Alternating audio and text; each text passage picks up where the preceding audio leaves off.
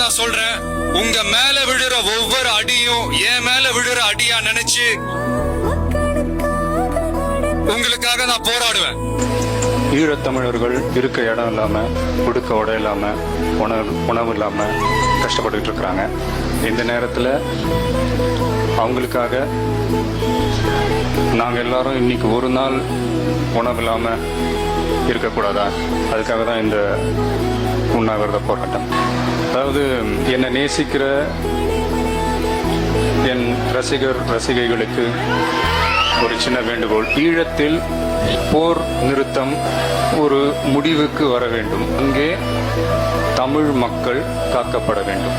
இதை எழுதி இந்திய பிரதமருக்கு ஒரு தந்தி போடுங்க. அதாவது அடுத்த 24 மணி நேரத்துக்குள்ள அது 10 லட்சமோ 20 லட்சமோ 50 லட்சமோ குறைஞ்சது ஒரு 1 கோடி தந்தியாவது அவர் போய் சேரணும்னு நான் ஆசைப்படுறேன்.